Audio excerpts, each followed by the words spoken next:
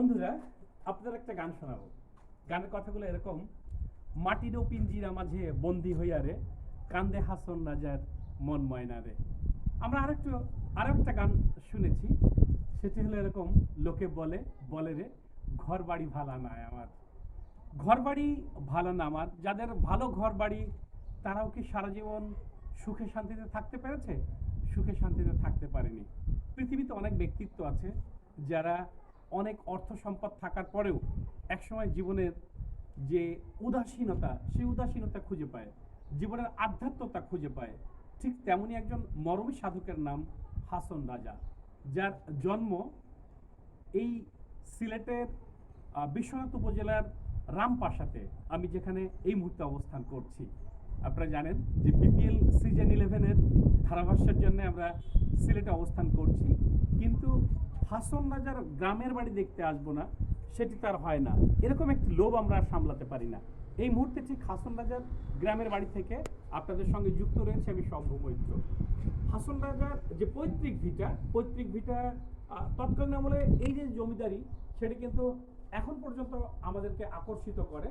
এবং আপনাদেরকে জানিয়ে রাখি যে পুরনো যে বিল্ডিংগুলো এত সুন্দর কারুকাজ করা, সেটি দেখলে অবশ্য বোঝা যায় যে এনারা কত বড়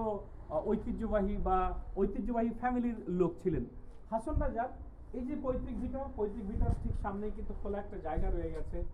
এপাশে আমরা দেখতে পাবো যে আরো একটি বিল্ডিং রয়ে গেছে, হতে পারে ওটি কাচারি বাড়ি। পাশে কিন্তু একটি সংগ্রহশালা রয়ে গেছে, যেটি আমরা তালাবদ্ধতার কারণে দেখতে পেলাম না।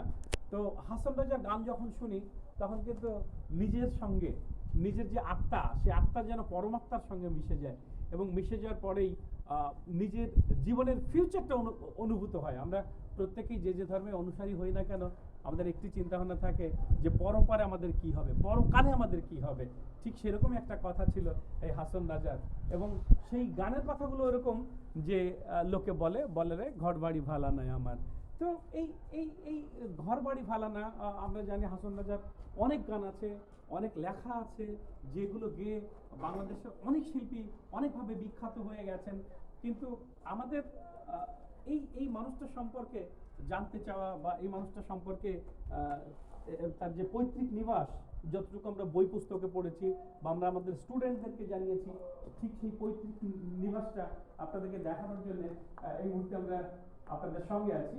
আমার সঙ্গে কিন্তু যে মানুষটি সাপোর্ট করছেন, ক্যামেরা নিয়ে আপনাদেরকে দেখানোর চেষ্টা করছেন, তিনি আর কেউ নন, আমারই অত্যন্ত স্নেহভাজন শিক্ষকতার জীবনে যাদেরকে আমি অত্যন্ত কাছের বা স্নেহের ছাত্র হিসেবে দেখেছি, ঠিক তাদেরই একজন এই সিলেট পিডিবির ইঞ্জিনিয়ার আলামিন আমার সঙ্গে যুক্ত আছে, এবং সে আপনাদেরকে সবকিছু সুন্দর করে দেখানোর চেষ্টা করছে। আলামিন, এই মুহূর্তে আমরা দোতলায় আছি। দোতলা থেকে আস্তে আস্তে আস্তে আস্তে আমরা নিচের তলায় যাব, এবং নিচের তলায় যখন যাব, তখন কিন্তু এই যে ঐতিহ্যবাহী পরিবারের যে সিঁড়ি, সেই সিঁড়িগুলো আমরা ধাপে ধাপে ধাপে ধাপে নেমে আসবো। এবং নেমে যখন আসবো, আমরা দেখতে পাবো যে তৎকালীন আমল, অর্থাৎ দীর্ঘ কয়েকশো বছর আগে, সেখানেও কত কারুকাজ ছিল। বিল্ডিং গুলো ঠিক এই মুহূর্তে পরিচর্যা বা যত্নের অভাবে পরিত্যক্ত অবস্থায় আছে, কিন্তু তাদের যে ঐতিহ্যের ধারক এবং বাহক এই যে বিল্ডিং গুলো, তা কিন্তু রয়ে গেছে। হাসন রাজা তিনি একজন ভোগবিলাসী মানুষ ছিলেন, আমরা তার জীবনের ঐতিহ্য থেকে জানি। তবে আরেকটি তথ্য আপনাদেরকে জানাই, হাসন রাজার পূর্বপুরুষ কিন্তু হিন্দু ছিলেন, হিন্দু জমিদার ছিলেন। এবং সেই হিন্দু জমিদার তিনি একসময় ধর্মান্তরিত হওয়ার পরে ইসলাম ধর্ম গ্রহণ করেন, এবং ইসলাম ধর্ম গ্রহণ করার পরে তাদের যে জমিদারি, সেই জমিদারিটা আমরা দেখেছি যে তৎকালীন আমলে এরকম রাজপ্রাসাদ, এবং রাজপ্রাসাদের পাশে যারা ছিল, তারা তাদের এই সবকিছু রক্ষণাবেক্ষণ দেখাশোনা করতেন, এবং তাদের জমিদারির অন্তর্ভুক্ত ছিলেন। সেই হাসন রাজার বাড়িতে আমরা আসতে পেরেছি, এবং তার যে ইতিহাস বা গানের কথাগুলো আমরা শুনেছি, সেই গানের কথা বা তার যে ইতিহাস, তার যে পৈতৃক ভিটা চাক্ষুষ করে গেলাম। বন্ধুরা, এতক্ষণ আপনারা আমাদের সাথে ছিলেন, এই জন্য আপনাদের সকল প্রতি অশেষ কৃতজ্ঞতা জানাচ্ছি। সম্ভব হলে আরও কোনো একটা জায়গার ঐতিহ্যগত কোনো বিষয় নিয়ে আপনাদের সামনে উপস্থাপন করার চেষ্টা করব। ধন্যবাদ সকলকে।